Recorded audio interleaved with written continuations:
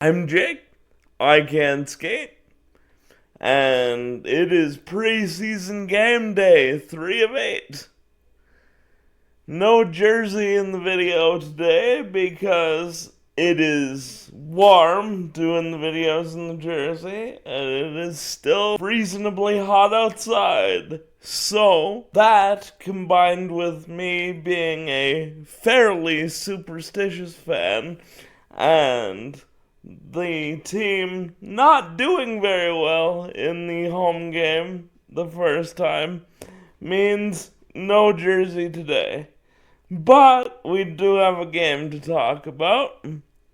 And tonight, the Calgary Flames will be taking on the Seattle Kraken at 7 o'clock at the Dome. So let's break it down. The roster tonight is Matt Coronado, Morgan Frost, Sam Honzik, Jonathan Huberdeau, Rory Cairns, Justin Kirkland, Adam Klapka, Hunter Lang, Sam Morton, Yegor Sharangovich, William Stromgren, and Connor Zary. For the forwards, I'm hoping to see much more out of Sam Honzik. I didn't think he stood out much at all in Game 1. And if he really wants to make the team this year again, he really has to start driving play and being a physical factor again. I also need to see much more out of William Stromgren. I know some of you had a positive review of him after Game 1 at home, but I didn't really see much there, and I liked Sam Morton more. So that'll be an interesting line to follow as we go into tonight. On defense, we have Kevin Ball, Hunter Brstevich, Adam Grushnikov, Yan Kuznetsov, Simon Mack, Braden Paul, Zane Perek, and Ilya Solovyov. In goal, this will be Dustin Wolf's first start of the preseason, so get ready to howl tonight. The Lions tonight are Jonathan Huberdeau, Morgan Frost, and Matt Coronado, Zary, Kirkland, and Klapka, Gritton, Cairns, Sharangovich, Stromgren, Morton, Honzik. Ball is paired with Perek on the top pairing. This is a combination I would love to see in the regular season. This is the sort of matured version of the Bean Perek pairing, where you're putting Perek, who's going to be an offensive play driver with a steady partner at the back end, but Ball is just leagues ahead of Jake Bean. I'm sorry, Jake Bean, but it's the truth. And then we have Solovyov and Paul and Kuznetsov and Brstevich. And as I said, Wolf starting in goal. For those of you hoping for a much younger roster post-trade deadline, without the returns from those trades, this is something like what that younger roster would look like. There's no really older defenseman aside from Braden Paul, and we don't have Coleman or Backlund playing in the forward group. So this is, right now, what a young roster without trade returns for the Flames looks something like. I am fascinated to see that Gritton, Cairns, and Sharon Govich line, because I could see it being an actual third line for this team in the regular season. Gritton, he wasn't as flashy as he was in rookie camp, but he showed well for most of the game. And then he had that absolutely brutal turnover that really broke the game open for the Oilers and made it 2-0 and made it very difficult for us to come back. It really sapped the energy, but I still thought he was overall a positive, if not as much of a standout as in rookie camp.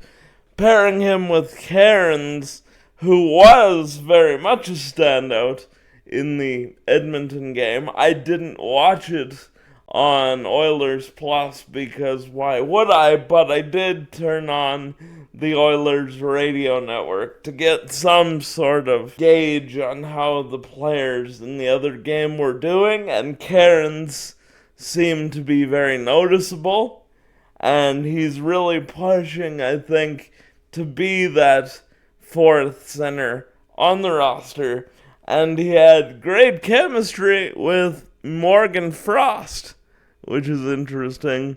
I'm hoping he can have a similar impact with Sharon Govich and Gritton being the distributor to their finishers.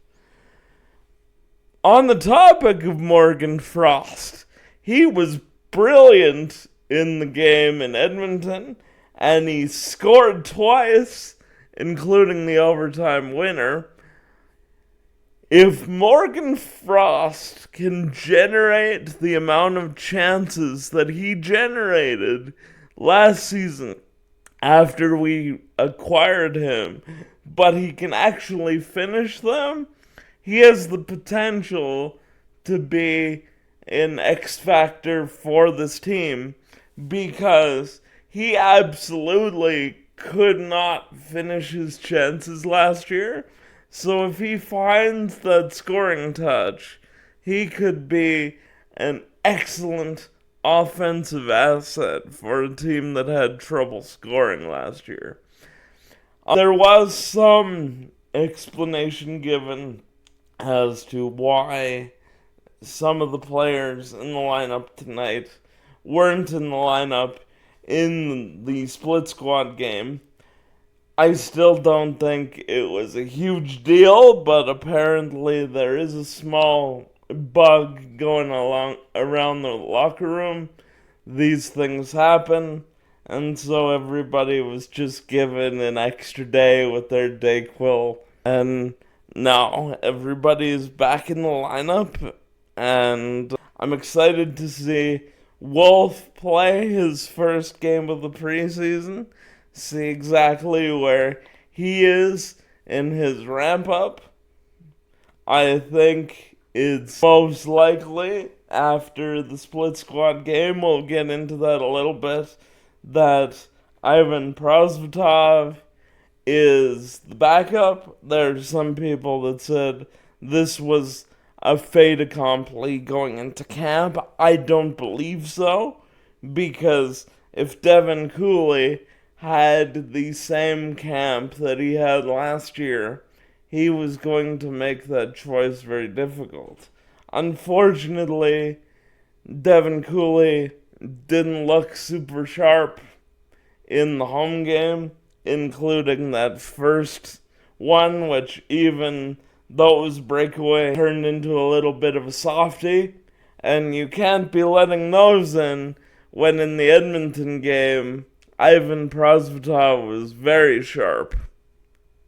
So I think likely that Owen Say's spot tonight in the lineup will likely be Ivan Prosvetov when the season starts.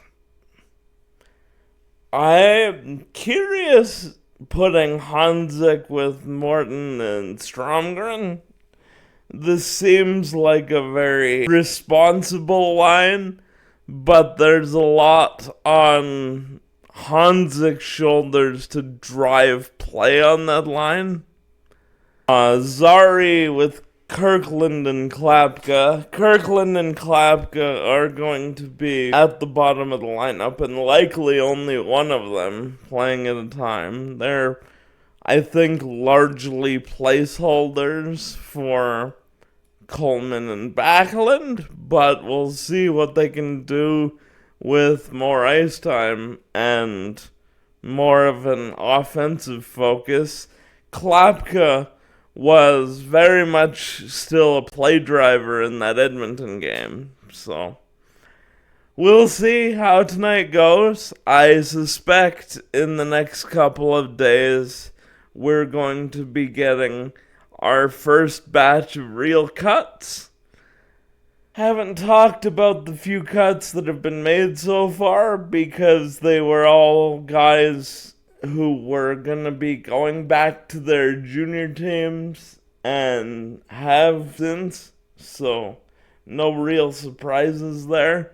When we get into meaningful cuts, I will talk about cuts, but the camp has been trimmed from just over 60 to 54 players.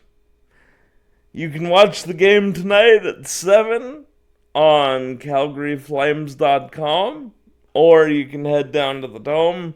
Remember, Stampede Trail's closed with all the cultural and entertainment district construction, including Scotia Place. So I would enter Stampede Park from the McLeod Trail side if you want to get there in a timely manner. With that said, do all the YouTube things, like, share, and subscribe. And, as always, go Flames.